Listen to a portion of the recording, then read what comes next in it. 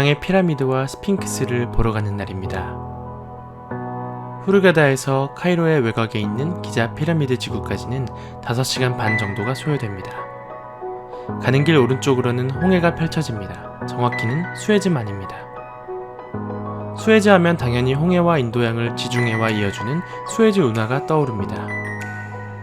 수에즈 운하는 아프리카 대륙을 우회하지 않고 유라시아의 해상 실크로드 역할을 해내는 중요한 운하인데요. 고대부터 획기적으로 항해 시간을 단축할 수 있는 운하 건설의 시도는 여러 차례 있었다고 합니다. 1871년 12월 24일 베르디 오페라 아이다가 카이로 로열 오페라 하우스에서 초연되었는데, 오페라 아이다는 1869년에 개통된 수에즈 운하를 기념하기 위해 이집트 총독이 베르디에게 의뢰해서 만들어진 오페라로 유명합니다. 세계 7대 불가사의를 아시나요? 세계 7대 불가사의는 다양한 기준으로 분류하기 나름이지만 고대의 7대 불가사의를 원조격으로 볼 수 있습니다. 지금 만나러 가는 기자의 대피라미드가 고대 7대 불가사의 중 유일하게 남아있는 것이라고 하네요. 피라미드는 마스타바라는 벽돌식 단층 무덤이 발전된 형태인데, 최초의 피라미드는 지금으로부터 약 4700년 전에 만들어진 제3왕조 파라오 조세르의 계단식 피라미드로 이집트의 대표 맥주 이름이기도 한 사카라에 있습니다. 이 계단식 피라미드를 설계 감독한 이모텝은 조세르 왕의 재상으로서 너무나 천재적이어서 신으로 추앙받을 정도였다고 합니다.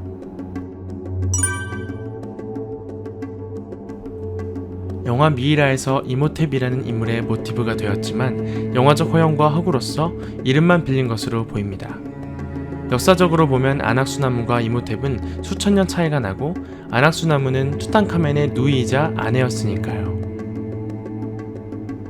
제4왕조 파라오 스네프루는 여러 개의 피라미드를 남겼는데, 그중 만들다가 무너져 내린 메이둠의 피라미드, 바닥 면적에 대한 각도 계산의 실패로 중간에 각이 꺾인 모양이 된 다슈르의 굴절 피라미드, 우리가 잘 알고 있는 정사각뿔 형태를 갖추게 된 붉은 피라미드까지, 이 모든 것이 기자 피라미드들의 전신이라고 할 수 있습니다. 어느덧 카이로에 진입했습니다.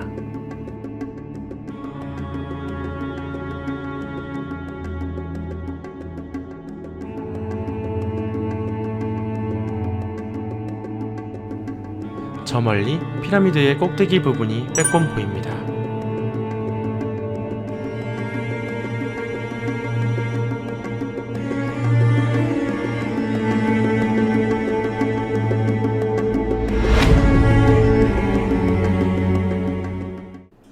기자 피라미드 지구에는 정사각뿔 모양의 거대한 피라미드 3개가 모여 있는데, 그중 가장 크고 우리가 흔하게 알고 있는 피라미드가 쿠푸왕의 대피라미드입니다. 언뜻 보기에는 카프레 왕의 피라미드가 더 커 보이지만 이는 좀 더 높은 지대에 있기 때문입니다. 피라미드 주변에는 작은 위성 피라미드들이 있는데, 이는 왕비나 왕족의 것이라고 합니다.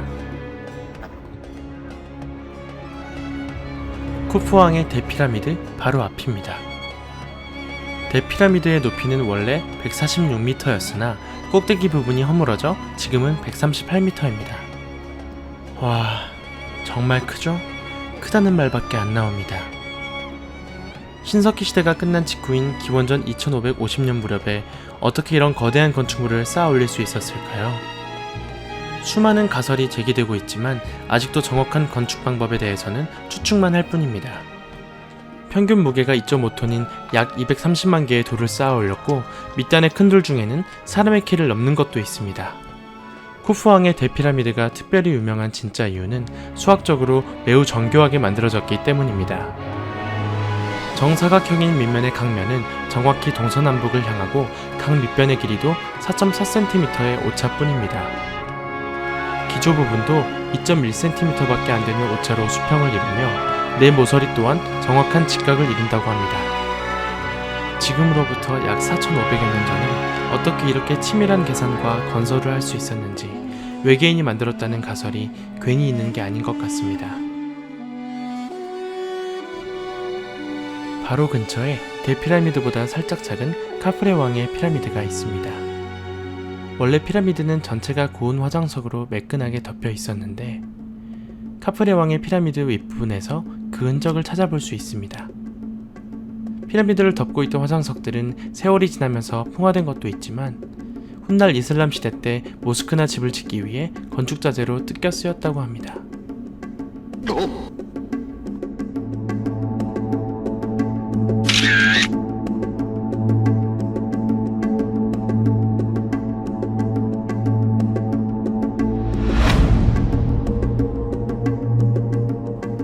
여기까지 왔는데 피라미드 안에 안 들어가 볼 수 없겠죠. 쿠프왕의 대피라미드 내부에 들어가 보겠습니다.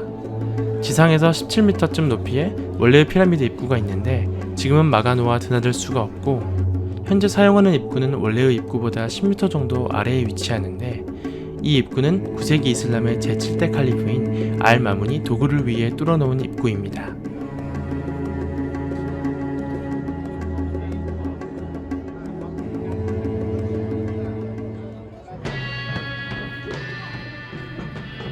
알-마문의 입구를 통해 쿠프왕의 대피라미드 내부에 들어왔습니다.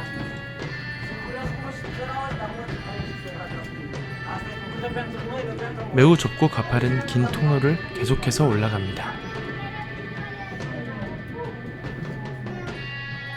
상승 통로를 계속 오르다 보면 거대한 대회랑이 나오는데 이 대회랑의 천장 높이는 8m가량 된다고 합니다.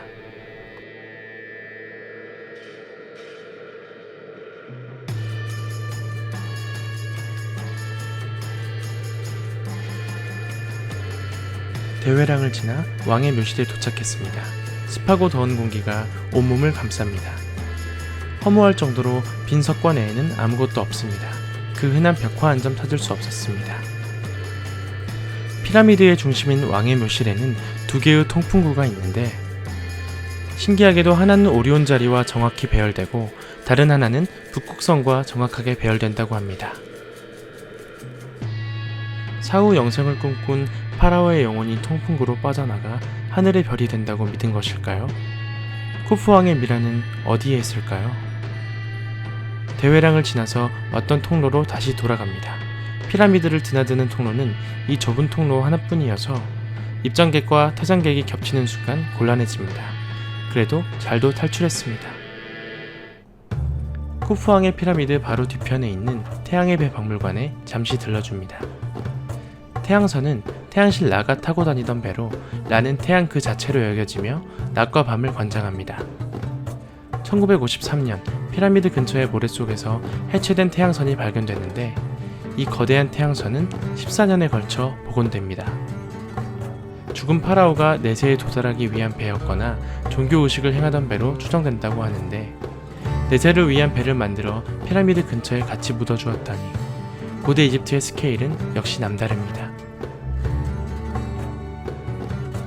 기자지구의 피라미드를 한눈에 볼 수 있는 피라미드 파노라마 뷰포인트에 왔습니다.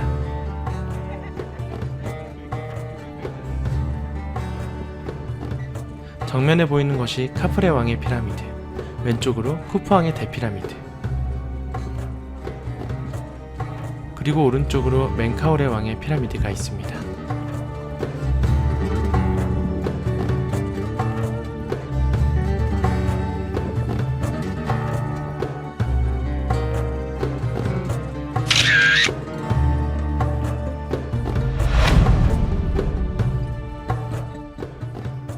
아침에는 4발, 점심에는 2발, 저녁에는 3발로 걷는 것은?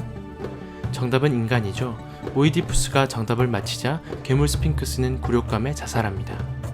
그리스 신화에서 스핑크스는 괴물로 그려집니다. 성격은 다르지만 이는 이집트 스핑크스로부터 넘어간 것이라는데 고대 그리스인들도 이집트로 관광을 왔으며 피라미드를 보고 신기했다고 하니 충분히 납득이 됩니다. 20세기 초 모래에 파묻혀 있던 스핑크스가 발굴됩니다.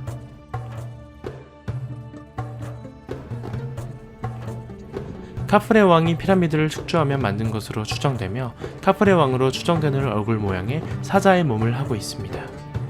스핑크스는 거대한 석회암을 조각해서 만들어졌으며 몸통 길이 73m, 높이 22m에 얼굴 폭만 해도 4m입니다. 턱수염과 왕관의 코브라는 떨어져서 없어졌으며 코 부분도 망가져 있습니다. 코 부분에 대해서는 다양한 설이 있는데 나폴레옹이 원정 왔을 때 부하들이 대포를 쏜 것이다. 코가 없으면 부활할 수 없다는 이집트의 전설을 듣고 이슬람 극단주의자가 망가뜨린 것이다. 그리고 알라딘과 자스민의 마법 양탄자를 보고 놀란 석공이 실수로 깨트려 먹었다.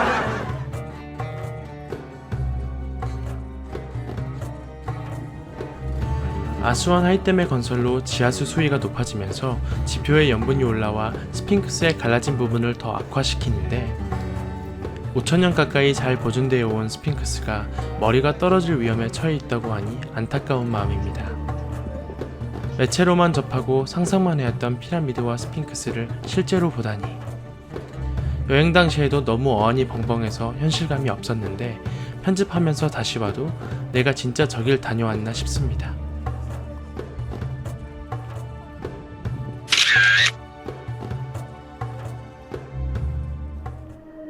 카이로의 숙소 람세스 힐튼 호텔에 왔습니다.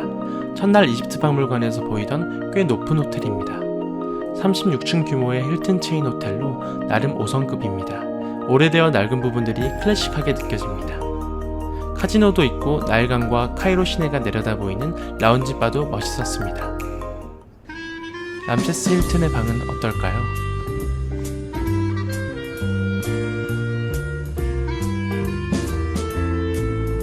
방이 각진 구조여서 침실과 분리된 느낌이 듭니다.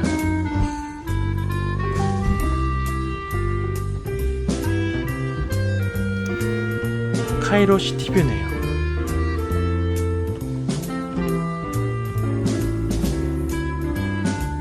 이집트에서의 마지막 밤이 너무 아쉬워 카이로에서 유명한 까넨깔릴리 시장에 가봅니다. 택시는 위험하기도 하고 바가지가 심하다고 해서 어플로 우버를 불렀습니다. 좋은 세상입니다. 우버를 이용하면 등록된 카드로 자동으로 결제도 되고 바가지 걱정도 없습니다. 차 번호판이 아랍어로 되어 있어서 당황했지만 택시기사 이름과 사진도 어플에 뜨니 확인이 가능했습니다. 알 후세인 모스크가 있는 광장입니다. 이곳 광장에서 시장으로 들어갑니다.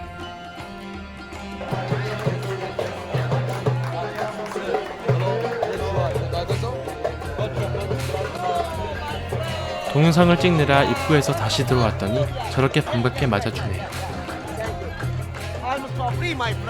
거의 공짜는 무슨. 까넨깔릴리는 14세기에 세워진 전통시장으로 1500여 개의 상점이 모여있는 대규모 전통시장입니다.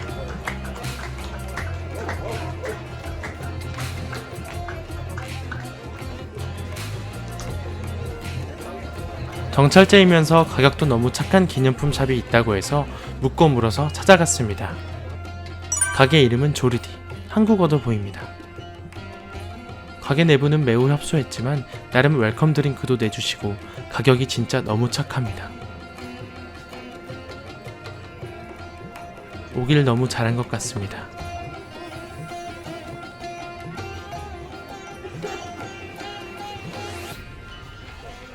까넨깔릴리 시장에는 이국적인 조명과 소품들이 많아서 너무 예뻤습니다.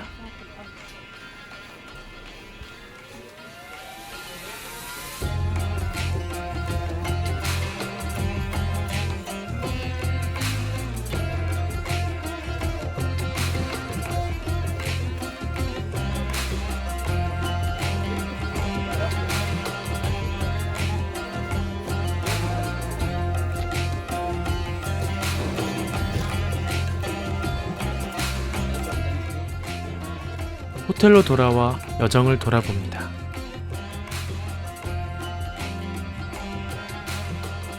짧은 기간 동안 참 많이도 다녔습니다. 카이로의 아침이 밝았습니다. 밖에서 끊임없이 울리는 자동차 경적 소리가 아침을 열어줍니다.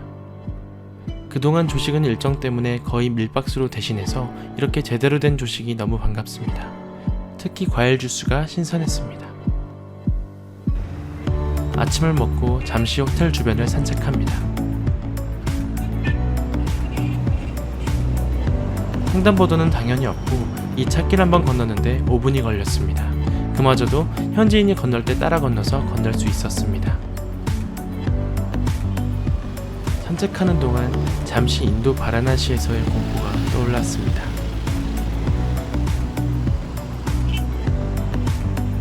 카이로를 상징하는 높이 187m의 카이로 타워입니다. 꼭대기 전망대에서는 피라미드까지 보인다고 합니다. 이제 집에 돌아갈 시간입니다. 가까운 미래에 꼭 다시 오리라는 다짐으로 애써 아쉬운 마음은 접어둡니다. 돌아오는 비행편도 에티하드 항공을 이용했으며 아부다비를 경유해서 인천까지 갑니다. 최신 기종인지는 몰라도 좀 더 쾌적한 환경이어서 올 때보다 편하게 비행할 수 있었습니다. 중간에 기내식이 한번 나오고 카이로에서 아부다비까지는 4시간 정도가 소요됩니다.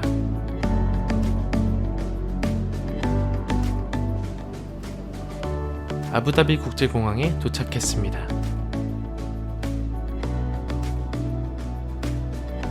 환승 시간까지 여유가 있어서 라운지에서 샤워도 하고 배를 채우며 시간을 보냅니다. 공작새를 연상케 하는 아부다비 국제공항의 면세점 모습입니다. 아부다비도 안녕. 창문 덮개가 없어서 봤더니 밑에 버튼으로 창문 밝기를 단계별로 조절할 수 있었습니다. 아부다비에서 인천까지는 8시간 반 정도 소요됩니다. 아쉬운 마음도 컸지만 오래된 숙제를 끝낸 것처럼 마음 한켠이 후련한 여행이었습니다. 막연하고 멀게만 느껴졌던 이집트. 이번 여행 한 번으로 마음속의 버킷리스트 여러 개가 체크됐습니다. 여행 브이로그로 편집을 시작했던 것이 걸어서 세계 속으로 내셔널 지오그래픽이 되어버렸지만 영상을 만들면서 이번 여행이 온전히 내 것이 된 것 같아서 유익하고 값진 시간이었습니다. 처음이라 부족했던 디테일 이집트 여행기 10단까지 함께 여행해서 너무 즐거웠습니다. 앞으로 더 재밌고 유익한 컨텐츠로 돌아오겠습니다. 감사합니다.